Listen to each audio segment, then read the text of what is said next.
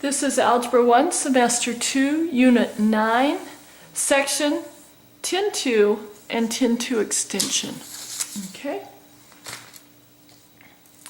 Simplest way to graph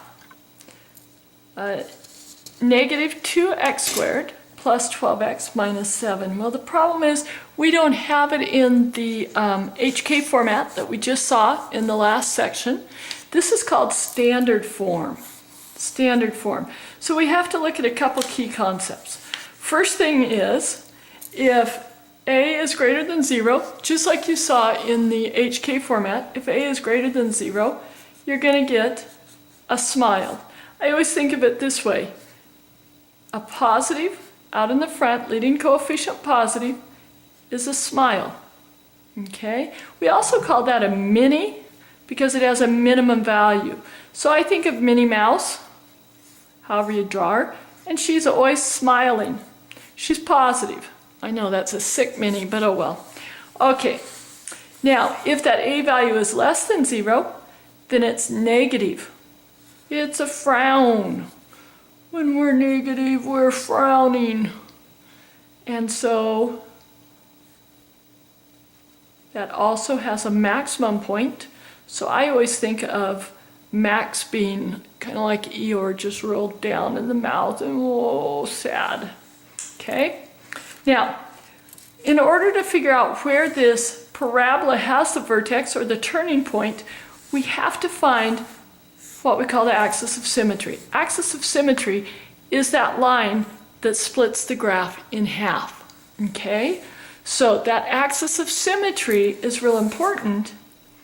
And the way to find it is we take negative 1/2 times our b over a value. B being the one in front of the x, a being the one attached to the x squared. So we'll practice this in just a minute. Okay?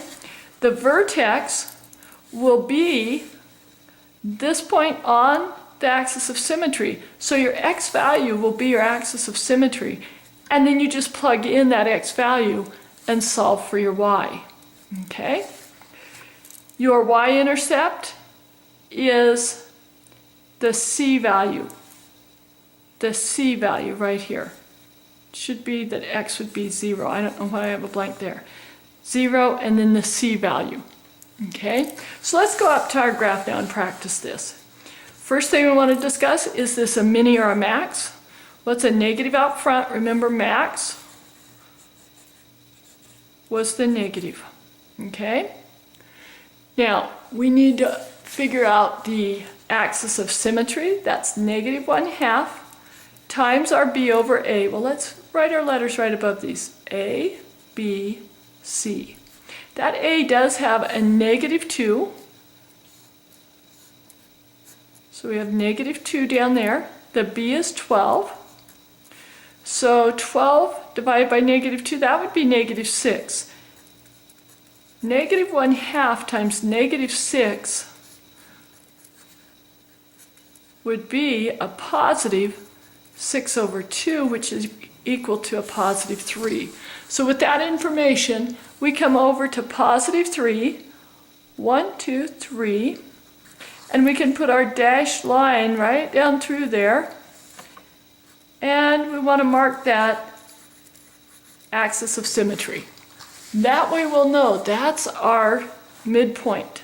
Now we take that positive 3 and plug it into the equation to find out where our vertex is. So the vertex is positive 3 something. Negative 2 times 3 squared plus 12 times 3 minus 7. 3 squared is 9. Times negative 2 is negative 18, plus 3 times 12 is 36, minus 7. Negative 18 plus 36 is positive 18, minus 7 is 11. So our vertex is at 3, 11. It's going to come off the graph. Let's relabel this as 2, 4, 6, 8, 10, and then we're only off there by 1. Okay? Now, We need to find the y-intercept. Well, that's our c value at -7. So it's down here right off the edge of the graph. Might plug in a -2 and see what value that would be. -2 squared is 4, times -2 would be -8. -2 times 12 is, I'm sorry, we shouldn't plug in a -2, it would be a +2. 2 times 12 is 24. +2 is 4 times -2 is -8, minus 7. So -8 and -7 is -15, plus 2 is -15 plus 24 is 9. Sorry, I'm getting rushed because I see my light going off. So right here is how this parabola goes. Okay, give me a few points and you can just get it sketched that way. Okay, bottom of page 8, we talk about the vertex, the minimum and the maximum. I'm going to have to do a part 2. I'll try to finish this page 8 and this will just be part 1 of this section. The minimums and maximums occur if it is a positive and it's going down, then the minimum point will be at the vertex. And if it's a negative out in front, then it's a maximum because there's a maximum point up at the top of the curve. Okay? So this is when you have a -a value, you get this shape. And this is when you have a positive a value. And that's what that's asking, is when do the shapes occur? It's when you have a positive or negative out front.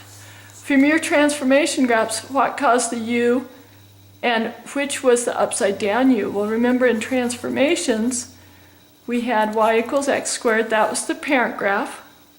And it was that shape.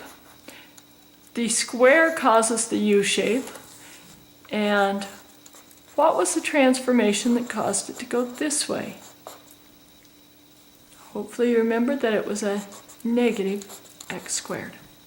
Okay, that is the bottom of page 8. We will do a continuation on a video with page 9. Look for the other part of this lesson.